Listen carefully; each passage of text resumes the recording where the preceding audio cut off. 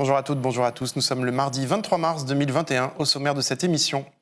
Elle est au cœur d'une polémique. Mélanie Luce, la présidente du syndicat étudiant UNEF, est sur notre plateau. Décryptage d'une séquence médiatique infernale autour de son syndicat et des réunions en non-mixité et notre entretien avec elle. Et puis nous partirons à Rio de Janeiro, au Brésil. Il y a 3 ans, l'élu écologiste Marielle Franco était assassiné.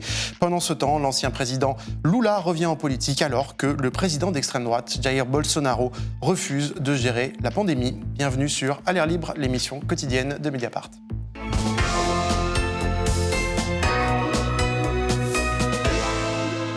Bonjour Mélanie Luce. Bonjour. Bienvenue sur le plateau d'À l'air libre. Je vous présente en 2 mots. Vous avez 24 ans, vous êtes née en 1996, vous êtes présidente du syndicat étudiant UNEF depuis 2019. L'UNEF, syndicat ancien fondé en 1907, si je ne me trompe pas, qui a été une pouponnière pour de nombreux politiques de gauche au cours des dernières décennies. Et vous êtes actuellement au cœur d'une séquence médiatique, on va dire mouvementée. Ça commence, si vous voulez bien, on va regarder début mars. À Sciences Po Grenoble, les étudiants affichent le nom de 2 professeurs qu'ils accusent d'islamophobie, parmi eux des étudiants de l'UNEF. Emballement national, on vous accuse alors d'avoir livré leur nom en pâture, comme ce fut le cas avec l'enseignant Samuel Paty, assassiné par un terroriste. Comme on l'a vu, la Mediapart a enquêté sur cette affaire et montré les défaillances de la direction de l'établissement dans cette affaire. Vous, en tant que présidente de l'UNEF, vous avez réagi, tenu à dire qu'afficher des noms dans ce contexte, c'était une erreur. En 2 mots, pourquoi ? Parce qu'en fait, rien ne justifie le lynchage public. Alors, on est face à des enseignants qui ont tenu des propos que, effectivement, je ne cautionne pas. Se dire nazi de part et gêne, moi, je trouve pas ça drôle. Par contre, rien ne justifie d'afficher des noms. Et c'est pour ça que, effectivement, moi j'ai pris position, mais l'UNEF a pris position. Par ailleurs, c'est quand même important de préciser que le rôle de l'UNEF a beaucoup été grossi dans cette histoire. C'est-à-dire que, et d'ailleurs Mediapart l'a montré, c'est pas nous qui avons médiatisé cette histoire. Par contre, l'erreur qui a été faite, et on l'a reconnue, et on a dénoncé cette erreur aussi bien maladroite que dangereuse, c'était de partager des photos du collège. Et effectivement, c'était un collège sur les agressions sexuelles commises à l'IEP qui mélangeait les agressions et ce qui s'est passé. Bon, c'était pas très, je pense, opportun de faire ce genre de choses.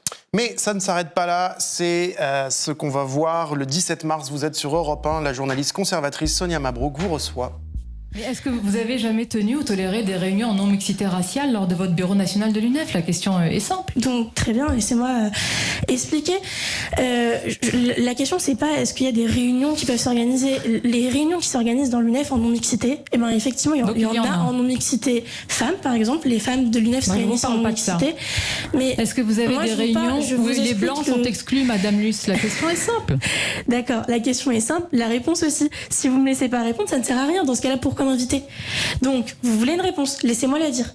La réponse, c'est que aujourd'hui, quand on est une femme, on subit des discriminations. Donc, on organise des réunions pour permettre aux femmes d'exprimer les discriminations qu'elles peuvent subir. Et on organise aussi des réunions pour permettre aux personnes qui sont effectivement touchées par le racisme de pouvoir exprimer ce qu'elles subissent. Ça ne veut pas dire que c'est des réunions dans lesquelles on prendrait des décisions. Il n'y a aucune décision qui est prise en non-mixité dans l'UNEF. Quelques jours plus tard, le jeu de massacre continue sur le plateau de Cyril Hanouna sur C8. Dont vous êtes la tête de gondole. Une gauche délirante, une gauche irresponsable, une gauche islamo-gauchiste, racialiste, indigéniste. Bien. Et je vais vous le dire très franchement, j'en ai marre de vos délires. Si vous ne comprenez pas qu'interdire des réunions à des hommes ou interdire des réunions à des blancs contrevient à tous les principes de la République et de la France en général, il n'y a plus qu'une solution, c'est celle que je réclame ici ce soir, la dissolution de votre syndicat. Appel à la dissolution de votre organisation lancé aussi par des élus de droite, comme le député Les Républicains Éric Ciotti sur Twitter.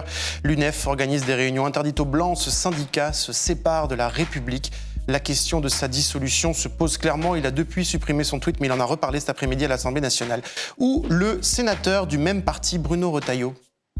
Eh bien, je demande au garde des Sceaux d'utiliser un moyen qui est le moyen qu'il a à sa main pour mettre en œuvre, en action, l'action publique, justement, pour la condamner, en tout cas pour rechercher sa responsabilité pour provocation à la haine raciale. Attaque en piqué aussi du ministre de l'Éducation nationale, Jean-Michel Blanquer. Qu'on ne distingue pas les gens en fonction de la couleur de leur peau, c'est une absurdité. Les gens qui se prétendent progressistes et qui, se prétendant progressistes, distinguent les gens en fonction de la couleur de leur peau, nous mènent vers des choses qui ressemblent au fascisme. Et ça continue, je vous vois lever les yeux, Mélanie Luce, ça continue depuis avec toutes sortes de textes. On vous accuse, vous et votre syndicat, d'être indigénistes, racialistes, racistes. C'est les expressions qui sont utilisées. On va parler un instant de ce qui a déclenché cette discussion, les espaces en non-mixité, les réunions en non-mixité.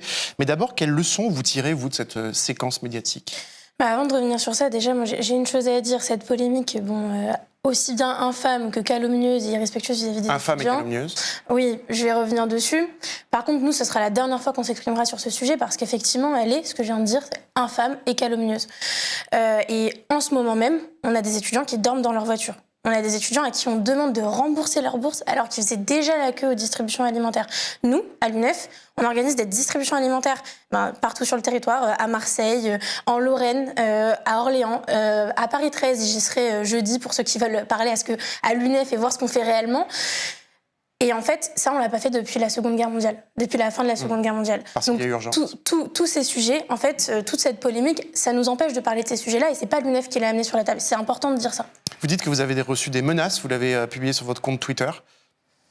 Oui, j'ai reçu des menaces, un harcèlement concrètement, des injures, aussi bien racistes, antisémites, des menaces de mort très très fortes. Et en fait, de tels propos, ça alimente tout ça. En fait, moi, je pense qu'il y a plusieurs choses. À la fois, effectivement, on voit que c'est calomnieux puisque non, l'UNEF n'organise pas des réunions interdites aux Blancs. On voit qu'il y a une mécompréhension de ce que c'est que cette outil de groupe de parole. Mais en plus, je suis désolée, mais quand on est ministre de l'Éducation nationale et qu'on ne sait pas ce que veut dire le mot fascisme, qu'on ne sait pas l'impact qu'ont les mots sur la société, il y a quand même pas mal de choses à revoir. C'est quelque chose d'assez inquiétant. Sur ces quelques interviews, on voit votre situation où vous êtes parfois un peu gêné ou embarrassé. Expliquez-nous, est-ce que vous avez eu le sentiment de ne pas pouvoir exprimer ce que vous vouliez dire quand je parlais de la séquence médiatique qui a été celle-là? Oui, en fait, l'impression que moi j'ai et qu'on a à l'UNEF, c'est qu'il y a en fait une offensive de la droite, de l'extrême droite, qui s'est jouée par le biais de ces médias-là pour décrédibiliser l'UNEF et pour décrédibiliser nos batailles syndicales. Et c'est pas la première fois. Concrètement, il y a plein de choses qui sont rapportées sur l'UNEF qui sont totalement fausses. On a des médias qui se permettent de faire des plateaux sur l'UNEF sans inviter l'UNEF. Des médias qui, au contraire, nous invitent sur l'UNEF, mais uniquement s'il y a le Rassemblement national en face. Et surtout, personne qui est capable de nous inviter sur la précarité étudiante et de nous faire débattre avec le gouvernement. Parce que c'est ça qu'on attend aujourd'hui. Là, on a un gouvernement qui esquive ses responsabilités. Des étudiants qui décrochent dans certaines filières, qui se suicident, c'est sa responsabilité. Et donc, moi, je veux pouvoir débattre avec Madame Serra El Haïry, qui a aussi fait des déclarations que moi, je trouve aberrantes sur l'UNEF. Oui, c'est une diversion et c'est aussi, je pense... pas juste une diversion, c'est aussi vouloir nous décrédibiliser, c'est-à-dire dire que les antiracistes sont racistes. C'est quand même, rendez-vous compte, moi, on est en train de m'accuser d'être raciste, alors que toute mon histoire, toute l'histoire de ma famille, c'est la lutte contre le racisme. L'UNEF, depuis sa création, vous avez dit 1907, c'est la lutte contre le racisme. Quand même, tous les débats qu'on a là, faut rappeler, c'est ça, et il faut rappeler que c'est pas des débats nouveaux. La dernière fois qu'on a demandé la dissolution de l'UNEF, c'était dans les années 60. On nous traitait d'anti-français parce qu'on dénonçait la guerre d'Algérie. Aujourd'hui, on voit bien que les positionnements ont changé. Alors, vous dites la droite, l'extrême droite, mais c'est aussi à gauche. C'est le cas, par exemple, du porte-parole du Parti socialiste, Rachid Temal. Fétichiser la race, comme le fait la présidente de l'UNEF, c'est du racisme à vomir, à combattre, a-t-il dit. De l'ancien premier secrétaire du PS, Jean-Christophe Cambadélis, ancien président de l'UNEF-ID, qui vous a comparé dans le Figaro aux gardes rouges de Mao, et de Manuel Valls, ancien Premier ministre socialiste, un ancien de l'UNEF, lui aussi. L'interdiction de l'UNEF, je vous réponds, n'a aucun sens. En revanche, le combat politique frontal sur cette thèse-là, oui, c'est pour ça que j'avais parlé à l'époque, ça n'avait pas été compris, des gauches irréconciliables. Pour ça, je reprends dans le livre, évidemment, ce thème. Là-dessus, je pense avoir eu raison. C'est pour ça qu'il faut remobiliser autour de cette idée républicaine. Alors, pour être complet, vous avez eu aussi le soutien de 250 anciens de l'UNEF, toutes tendances confondues. Tribune parue hier dans Le Monde. L'organisation de quelques groupes de parole non mixtes pour les étudiantes et étudiants victimes de discrimination. Elle intéresse, elle interroge, elle inquiète, disent-ils. Mais nous ne pouvons pas admettre l'idée que l'UNEF soit renvoyée dos à dos avec des groupuscules d'extrême droite, ni tolérer les propos d'un ministre qui banalise le fascisme et participe ainsi à la confusion idéologique ambiante. Mélanie Luce, on l'a dit, l'UNEF, ça a été la matrice intellectuelle de nombreux responsables du PS notamment. Qu'est-ce qui se passe à entendre tous ces gens qui ont été en responsabilité récemment, qui sont encore pour certains en responsabilité, qui ont été proches de l'UNEF à un moment. Vous et votre syndicat, vous avez en fait totalement basculé dans des choses affreuses, séparatistes, anti-républicaines. Bref, en fait, c'est vous qui auriez dérivé. Qu'est-ce que vous leur répondez ? Plusieurs choses. Déjà, alors, pour signaler quand même, on a une tribune où il y a maintenant 500 signataires et en fait, ça continue d'augmenter de jour en jour et je pense que c'est vraiment positif. On voit qu'il y a un élan aussi important pour soutenir l'UNEF et l'organisation par laquelle beaucoup sont passés. Bon, après, moi, je pense que, très honnêtement, quand je vois Jean-Christophe Cambadélis, qui effectivement a dirigé l'UNEF en tant que trotskiste, me parler de garde rouge, bon, ça me fait doucement rire. Je pense que dans ce qui se passe en ce moment, il y a quand même, c'est le cas par exemple pour Jean-Christophe Cambadélis, des gens qui essayent de rejouer des congrès qui ont été perdus dans l'UNEF il y a 25 ans, qui ont acté l'indépendance politique de l'UNEF. Et c'est ça, en fait, aujourd'hui, l'UNEF, c'est un syndicat qui est indépendant. Et c'est le cas quand même depuis maintenant un long moment. Et donc, on fait nos propres choix. Voilà. Est-ce que c'est quoi ? C'est une question... Est-ce qu'il y a des choses que ces gens ne comprennent pas, pour vous, de votre point de vue ? Est-ce que c'est une question de génération ? Est-ce que c'est une question de divergence politique ? Comment vous analysez ces prises de position qui vont pour beaucoup dans le même sens ? C'est-à-dire une grande partie du Parti socialiste, en tout cas dans ses élites dirigeantes, va dans ce sens-là, par exemple.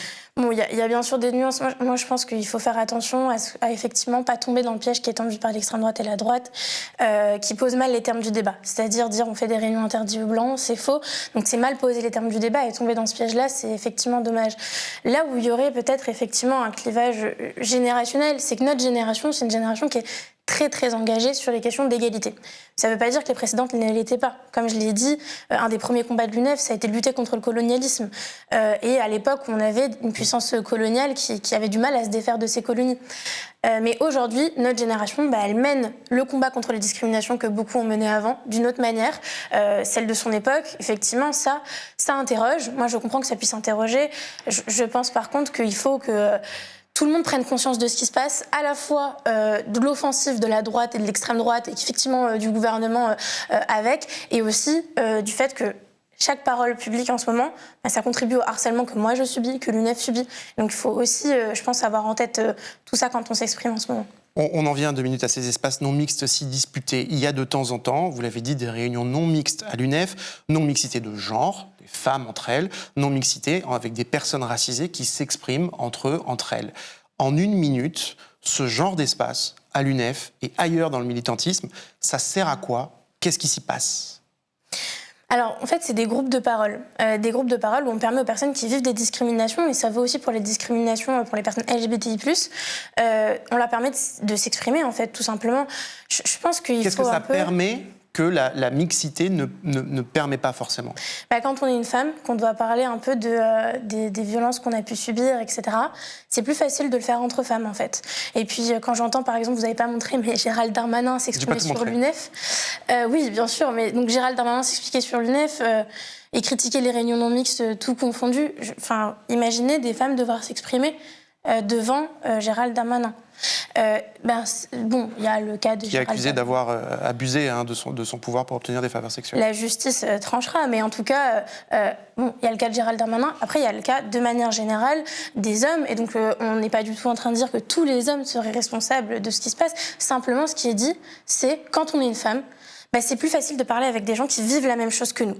Et après, une fois qu'on a fait le constat sur ce qu'on a vécu, on discute ensemble, en cadre mixte, des moyens et des outils pour sortir des problématiques qui sont rencontrées. C'est-à-dire qu'aucun des cadres qu'on organise ne sont là pour organiser stratégiquement la lutte contre les discriminations, parce qu'on est convaincus que justement il faut se battre d'une manière universelle et qu'il faut atteindre l'objectif universaliste. Parce qu'on reproche de ne pas être universaliste, c'est ça que beaucoup de gens reprochent finalement. Alors que nous, on est totalement convaincus de l'objectif universaliste, qui n'est pas convaincu qu'il faut que, quelle que soit notre couleur de peau ou notre genre, on ait les mêmes droits, la même situation sociale, etc.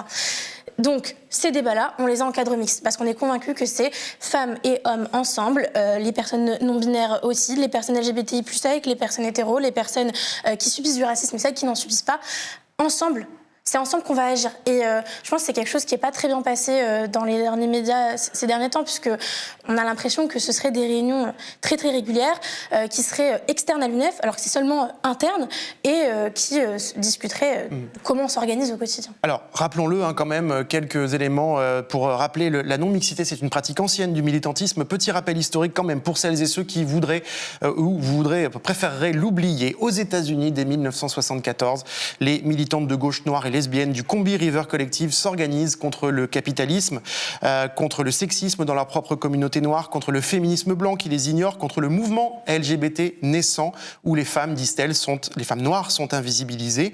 Une façon pour elles de se réapproprier leurs paroles. Selon Barbara Smith, on va l'écouter, c'est une ancienne membre du groupe, icône de la nouvelle génération des féministes noires aux États-Unis. We were trying to assert that black women had a right to define their own political destiny and their own political issues. This did not get us much love, I have to say. We generally were either actually poor or working class or identified as such. And we just wanted to make a space for ourselves in this world. Mais avant, chez nous, il y avait la naissance du MLF, le mouvement de libération des femmes, jadis vilipendé, aujourd'hui célébré par tout le monde, qui se crée en 1970, et bien oui, à partir d'un espace non mixte. La féministe Monique Wittig l'a raconté dans un texte publié en 2008 dans la revue Pro-Choix. Voilà ce qu'elle raconte. Alors, ces filles de Vincennes sont venues et on a commencé à préparer l'action avec elles. Finalement, on a fait quelque chose de très bien, c'est-à-dire on invite tout le monde à venir et après on prend un amphi, on explique la situation à tout le monde et on demande aux hommes de partir. Nous ne commencerons la réunion que quand les hommes seront partis. C'était une gageure, mais c'est ce qu'on avait décidé de faire. Une habitude qui s'est transmise au fil des générations et n'est pas réservée aux groupes militants, comme l'a rappelé Jean-Luc Mélenchon sur le plateau de France Info. C'est pas vrai quoi. C'est pas interdit aux Blancs, c'est une réunion d'un groupe de parole. Moi, je me suis renseigné, comme vous. Moi aussi. J'ai posé la question, c'est quoi ? Alors, on m'a dit, c'est un groupe de parole. Il y a des groupes de parole de femmes où il n'y a pas d'hommes qui viennent. Par exemple, les femmes victimes d'agressions de toutes sortes viennent des groupes. Et vous avez peut-être l'âge de vous rappeler du mouvement de libération des femmes, le MLF. C'était que les femmes qui se réunissaient. Dans les années 70, vous aviez le Front révolutionnaire homosexuel. Il y avait que les homosexuels qui avaient le droit d'être là. Encore aujourd'hui, vous avez les alcooliques anonymes. Vous avez qui ne réunissent que des alcooliques. Ça ne veut pas dire qu'ils maudissent les autres. Vous avez les loges maçonniques dont la moitié sont non mixtes. Vous avez l'Automobile Club du Club de France qui est non mixte. Alors s'il vous plaît, de grâce, on arrête avec ce genre de comédie qui consiste à montrer du doigt l'UNEF pour demander sa dissolution. D'ailleurs, autre petit rappel, Mélanie Luce, la non-mixité dans certains espaces, elle n'est pas dénoncée par certains qui vous attaquent. Jean-Michel Blanquer, par exemple, qui vous a qualifié de fasciste, il a fréquenté le très chic lycée Stanislas, où des années après sa scolarité, c'est toujours la non-mixité qui prime, comme on peut le lire sur le site de l'école. Nous pensons qu'il faut pouvoir respecter le désir de beaucoup de nos élèves, filles ou garçons, de développer à cet âge ce qui leur est propre, à leur féminité ou à leur masculinité, sans être constamment sous le regard de l'autre sexe. Chacun y gagne une liberté d'allure qui préserve le déploiement de ses qualités spécifiques sans gêne et sans d'esprit de séduction. Et cette mixité-là, non-mixité-là, il ne s'en offusque pas. Non-mixité acceptée visiblement aussi par la secrétaire d'État à l'Intérieur Marlène Schiappa lorsqu'elle défend les activistes de la barbe, toutes des femmes, ou lorsqu'elle prend la parole, comme ici en 2017 devant le réseau Happy Men, un réseau de chefs d'entreprise. Ce jour-là, l'assemblée devant laquelle elle parle est mixte, mais les réunions d'Happy Men, elles, ne le sont pas, comme le rappelait. Alors, Libération, vous vouliez réagir ? Oui, parce que je pense qu'il faut quand même qu'on revienne sur une chose. Là, on a eu notamment ces derniers temps une vague de libération de la parole sur la question des agressions qui sont vécues par les femmes, qui se passent dans toute la société. L'UNEF, comme je l'ai dit, c'est une organisation qui s'est toujours battue pour la libération de toutes les populations, pour l'égalité. La question, c'est une fois qu'on fait le constat que dans la société, il y a effectivement des discriminations qui existent, comment on met en place des garde-fous pour permettre à ce que chacun trouve sa place. C'est ça l'objectif. Et effectivement, c'est important de dire que ce ne sont pas des réunions interdites aux Blancs. C'est-à-dire que quand il y a une réunion, un groupe de parole qui va s'organiser sur une discrimination, tout le monde est au courant et toutes les personnes qui souhaitent venir peuvent venir. Donc quand c'est sur le racisme, si on est victime de racisme, d'antisémitisme, d'islamophobie, On vient. Mais on va centrer sur la parole des personnes racisées. C'est comme ça qu'on dit dans certains espaces militants. On centre sur leur parole. En fait, c'est-à-dire que le groupe de parole est fait pour parler de ces discriminations. Donc effectivement, après, c'est à chacun de savoir sa place. Et comme si on reprend l'exemple des alcooliques anonymes, ça m'étonnerait qu'une personne sobre vienne dans un groupe d'alcooliques anonymes et dise « je veux absolument parler ». C'est un peu pareil. Alors, bien sûr, il n'y a aucune interdiction. L'enjeu, c'est comment on libère la parole des personnes qui vivent des discriminations. Et, un exemple, quand aujourd'hui on vit du cyberharcèlement, comme c'est mon cas régulièrement, pouvoir échanger, c'est quelque chose qui est quand même intéressant et qui ne peut pas se faire toujours avec tout le monde. Alors on a parlé de la non-mixité homme-femme, mais il semble que ce qui dérange particulièrement dans cette discussion, dans ce débat, c'est les réunions non mixtes entre personnes racisées. Rappelons quand même, pour ceux qui nous regardent, que le terme racisé est entré dans le Robert en 2019. Il signifie tout simplement personne touchée par le racisme, la discrimination. Ce n'est pas un terme interdit. Vous-même, vous vous présentez comme la première présidente racisée de l'UNEF. Première femme racisée à avoir accédé à la présidente de l'UNEF. Pourquoi c'est important pour vous de vous présenter ainsi ? Bon, alors déjà, ça c'est quelque chose qui a quand même été beaucoup grossi, c'est-à-dire que c'est important de faire le constat que l'UNEF a réussi à avancer à un tel niveau que des personnes comme moi, effectivement, peuvent la diriger. Je pense que c'est important de le montrer. Par contre, moi, quand je me suis présentée aux différents journaux, quand j'ai été élue, la première chose que j'ai dite, c'est ce que vous avez dit pour m'introduire. Je suis étudiante en droit. Je suis arrivée à l'UNEF parce que je faisais une demande de bourse. C'est ça que j'ai dit en premier. Et la seule chose qui ressort, c'est cet élément-là. Donc je pense que c'est un peu dommage. Et effectivement, ce qu'il faut préciser, c'est que je suis la première femme racisée. Donc ça, c'est la question... C'est-à-dire que je suis la première personne à vivre à la fois du sexisme et du racisme qui dirige l'organisation. Mais on a eu des personnes qui vivaient du racisme et des femmes qui ont dirigé l'UNEF. À votre avis, qu'est-ce qui dérange quand on utilise ce terme racisé ? Qu'est-ce qui choque des gens, comme on a vu réagir, alors certains de bonne foi, certains de mauvaise foi, mais qu'est-ce qui les choque dans l'utilisation ? Est-ce que c'est difficile d'utiliser ce terme dans la République française aujourd'hui ? Pour moi, non. La République, justement, c'est le débat d'idées, déjà. Donc, ça veut dire que c'est essentiel qu'on puisse débattre de ce genre de choses. Par contre, c'est un terme qui est assez nouveau. C'est un terme sociologique, effectivement, qui est rentré dans le Robert en 2019. Donc, moi, ce que je comprends, c'est qu'il y a de l'incompréhension. Ce terme, vous l'avez très bien défini. En fait, il désigne le fait que s'il n'existe pas de race biologique, et que effectivement on est tous égaux, mais il existe des races sociales malheureusement et que la société fait vivre du racisme à des personnes, attache des préjugés à leur couleur de peau, leurs cheveux, etc. C'est ça qui veut dire ce terme, c'est tout. Et en fait, c'est le pendant du terme genre, je pense, pour dénoncer le sexisme. C'est quelque chose sur lequel je pense qu'il faut pouvoir avancer dans la société, que des débats aient lieu. Et nous, on a organisé des débats d'ailleurs. On avait organisé il y a 2 ans des assises sur la question du racisme. C'est aussi ça qui me surprend. C'est-à-dire que quand on organise des débats avec différentes mouvances du mouvement antiraciste, il n'y a personne pour venir faire des reportages sur ce qui se passe, quoi. Vous avez dit que vous êtes engagé personnellement à l'UNEF par une demande de bourse, ou vous êtes venu toquer à la porte pour une demande de bourse. Parlons quand même, vous l'avez dit au début, un peu des étudiants. Aujourd'hui, on a montré, y compris dans l'air libre, leur situation, la précarité, la détresse psychologique, le décrochage. Vous, aujourd'hui, en quelques mots, vous demandez quoi au gouvernement par rapport à cette urgence ? Un plan d'urgence de 1,5 milliard d'euros qui permette d'augmenter les bourses, les aides au logement et à la rentrée d'augmenter le nombre de personnes qui touchent les bourses et notamment de donner accès aux bourses aux étudiants étrangers. Mais ça, c'est l'urgence. Là, ce que nous montre la crise actuelle, c'est qu'on a un système de protection sociale qui est totalement défaillant, qui fait des jeunes, en fait, laisse les jeunes dans un trou de la protection sociale. Et donc, il faut boucher ce trou. Et il faut réformer en profondeur notre système d'aide sociale. Et c'est pour ça qu'on se bat pour une allocation d'autonomie. J'avais fait une tribune, justement, à ce sujet il y a quelques mois. Et il y a une proposition de loi qui a été déposée à l'Assemblée qui reprend l'allocation d'autonomie, donc une aide universelle calculée en fonction de la situation des étudiants et pas les revenus de leurs parents. Est-ce que être syndicaliste étudiant aujourd'hui, c'est pareil qu'à l'époque de Manuel Valls ou Jean-Christophe Cambadélis ? L'UNEF a traversé des crises ces derniers temps. Il y a notamment plusieurs affaires des scissions. Il y a aussi une histoire de très, très lourde, de 16 témoignages de femmes qui ont fait état d'agressions sexuelles, de violences sexuelles. C'était dans une autre présidente. Et est-ce que... donc ça, c'est le paysage général. Ça, c'est la crise interne. Mais est-ce que... Et vous avez un peu perdu de terrain par rapport à d'autres syndicats, etc.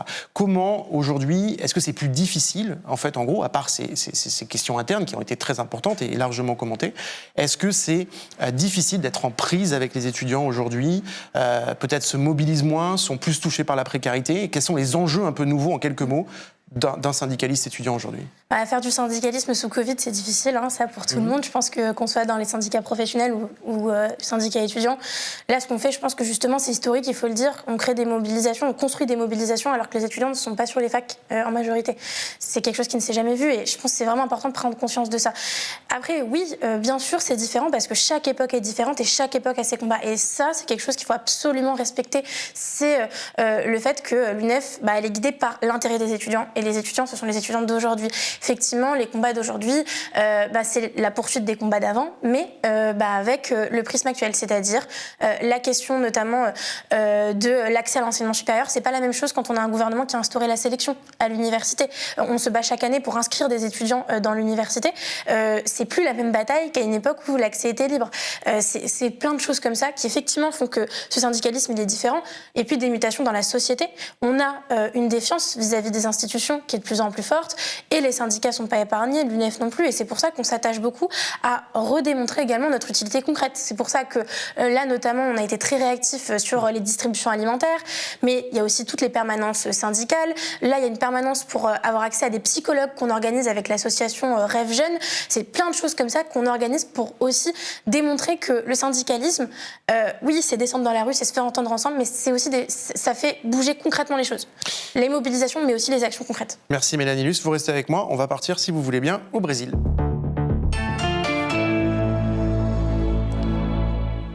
Et on va retrouver Jean-Mathieu Albertini à Rio de Janeiro. Bonjour Mathieu. Jean-Mathieu, pardon, excuse-moi, Mathieu, c'est moi. Jean-Mathieu, il y a 3 ans, en mars 2018, Marielle Franco, une jeune élue de Rio, activiste écologiste, était assassinée. Sa mort a choqué le Brésil, elle a aussi choqué le monde entier. 3 ans après, il y a encore eu de nombreux hommages ce 14 mars au Brésil. En 2 mots, qui était Marielle Franco ? Alors, c'était une conseillère municipale de Rio de Janeiro, une figure montante de la politique au Brésil, très engagée dans la lutte pour les droits des minorités, les droits de l'homme et contre les violences policières. Elle s'est impliquée en politique après la mort d'une de ses amies en 2005, victime d'une balle perdue dans la favela d'Amaré, dont elle est originaire. Car Marielle Franco, c'est aussi l'une des rares femmes noires et issues d'un milieu pauvre dans le monde politique brésilien. Elle était aussi lesbienne assumée. Après son assassinat, elle est devenue un symbole pour une partie du pays. Ce meurtre a généré une forte réaction dans les urnes aux élections législatives de 2018, puis aux municipales de 2020. De nombreuses femmes se revendiquant de son héritage ont été élues. Et c'est aussi pour ça que Marielle Franco est devenue un symbole à effacer sur les réseaux d'extrême droite. Malgré sa mort, on lui voue une haine tenace depuis 3 ans. Jean-Mathieu, 3 ans après cet assassinat, que sait-on des circonstances exactes de sa mort ? 2 anciens policiers, membres du commando qui l'a tué, n'ont pas encore été jugés, mais ils sont incarcérés depuis mars 2019. Pourtant, il y a encore de nombreuses zones d'ombre et on ne sait toujours pas qui a commandité cet assassinat. Il y a eu plein de problèmes dans cette investigation, des témoins qui n'ont pas été interrogés, des preuves non exploitées. Au cœur de l'enquête se trouvent les milices, des groupes paramilitaires à l'origine formés par des policiers. Ce sont maintenant des organisations criminelles tentaculaires, pratiquant rackets, magouilles immobilières, assassinats et trafic de drogue. Donc l'enquête n'avance pas vraiment en ce moment ? Alors, une nouvelle équipe spéciale vient d'être mise en place début mars, ce qui est encourageant, selon les proches de Marielle Franco et d'Anderson, son chauffeur, tué en même temps qu'elle. Mais ça reste une enquête très complexe, une plongée dans le monde du crime de Rio, où a même fini par apparaître le nom du président de la République. Alors attention, Jair Bolsonaro n'est pas officiellement mêlé à l'affaire, mais il y a des coïncidences assez incroyables, à commencer par le fait que l'un des tueurs était l'un de ses voisins. La famille Bolsonaro a des liens étroits et anciens avec plusieurs miliciens. C'est d'ailleurs au cours d'une opération annexe que les investigations sur l'un des fils de Jair Bolsonaro ont avancé. Soupçonné de détournement de fonds publics via des emplois fictifs, il avait employé des membres de la famille d'un chef de milice à la tête d'un réseau de tueurs à gages. Jean-Mathieu, tant qu'on te tient, si je puis dire, autre actualité au Brésil, on a appris récemment l'abandon des charges contre l'ex-président Lula, Luiz Inácio da Silva, qui a été en prison pour corruption. Lui, il incarne le Parti des travailleurs. C'est pas la gauche de Marielle Franco, mais est-ce que ça redynamise l'opposition au président Bolsonaro ? Ce sont deux gauches bien différentes. En schématisant grossièrement, on a d'un côté la gauche à l'ancienne, qui a du mal à se renouveler avec la lourde machine du Parti des travailleurs, très bureaucratique, mais très bien implantée dans tout le pays. Et de l'autre, la gauche nouvelle génération, dont Marielle Franco est devenue le symbole, plus jeune, plus innovante, mais moins puissante électoralement. Si beaucoup de choses les séparent, ça reste des partis qui peuvent s'entendre dans la perspective de l'élection présidentielle de 2022, surtout face au président d'extrême droite Bolsonaro, et encore plus si Lula est de la partie. Car Lula, 75 ans, n'est pas encore candidat, mais ça reste une figure à part dans le paysage politique brésilien, avec une aura énorme et un talent hors pair pour former des alliances. Lula devrait donc s'assurer sans problème des alliés à gauche, mais il tente aussi de se rapprocher de figures du centre. Il y a encore pas mal de chemin avant les élections, mais il y a clairement une nouvelle dynamique dans l'opposition depuis qu'il est de retour dans l'arène politique. Dernière question, Jean-Mathieu. L'élection présidentielle au Brésil, je crois que c'est l'an prochain. Bolsonaro a-t-il des chances d'être réélu ? Est-ce que son bilan, qui est quand même très mauvais en termes de gestion de la pandémie, va lui nuire ? L'opposition, à commencer par Lula, ne se prive pas de l'attaquer sur le sujet. Le chaos sanitaire a une forte influence, mais c'est aussi la fin de l'aide d'urgence aux plus pauvres et la forte inflation de denrées de base qui mine sa popularité. Sous la pression de ses alliés qui dominent le Parlement, le président a changé de ministre de la Santé pour la 4e fois, mais c'est un changement de façade. Lorsqu'on voit la façon dont Bolsonaro a célébré son anniversaire le 21 mars, alors que le pays compte presque 300 000 victimes, on constate qu'à part le masque sur le nez, il n'est pas vraiment prêt à changer ses habitudes. La lutte contre la pandémie n'est pas la priorité de Jair Bolsonaro. Il se concentre plutôt sur une contre-offensive rhétorique pour que sa base la plus radicale reste mobilisée. Pendant ce temps, le Brésil est en passe de manquer de médicaments pour pratiquer les intubations. Les hôpitaux sont saturés dans 25 des 27 États du pays. Il y a des cadavres qui gisent sur le sol de certains hôpitaux et on parle déjà d'une pénurie de cercueils dans les semaines à venir. Merci Jean-Mathieu, depuis Rio de Janeiro. En effet, perspective pas très réjouissante à t'écouter. On te lit bien évidemment très vite sur Mediapart. À très bientôt. Mélanie Luce, à très bientôt. Mélanie Luce, gauche nouvelle génération, nous a dit Jean-Mathieu depuis le Brésil en parlant de Marielle Franco assassinée. Est-ce que c'est ce genre de personnage qui vous inspire, vous, dans votre pratique politique ? Je pense que bien sûr, ça inspire, mais surtout, ça nous avait beaucoup choqués à l'époque. Il y avait des rassemblements de soutien auxquels on avait participé, puisqu'on est un syndicat étudiant, bien sûr, qui travaille en France, mais qui s'inscrit dans une vocation internationaliste aussi. Et donc, on avait participé à ces rassemblements de soutien. Je pense qu'il y a quand même un contexte là au Brésil qui nous montre ce que ça donne quand l'extrême droite arrive au pouvoir et ce que ça donne sur les universités, parce que c'est le seul point sur lequel vous n'êtes pas revenu. Moi, je voulais en profiter pour apporter mon soutien au syndicat étudiant brésilien UNE qui, justement, se mobilise au Brésil sur le sujet et qui, notamment, a dû batailler sur la question de l'enseignement des sciences sociales, puisque Bolsonaro voulait interdire tout ça. Donc ça, c'est effectivement des combats qu'on suit de très près, qui effectivement nous résonne un peu avec bien ce sûr. qu'on entend aujourd'hui en ce moment sur le climat à l'université, sur les attaques contre l'université. Ça résonne bien sûr. On n'en est pas encore au niveau du Brésil et encore heureux. Et de toute façon, l'UNEF est là aussi pour s'assurer que notre liberté de parole, notre liberté de penser et surtout la liberté académique de nos enseignants soit respectée. Je pense que pour l'instant, ça va, on n'est pas encore au niveau du Brésil. Merci Mélanie Luce, vous allez rester avec moi quelques minutes, on va passer aux 24 heures.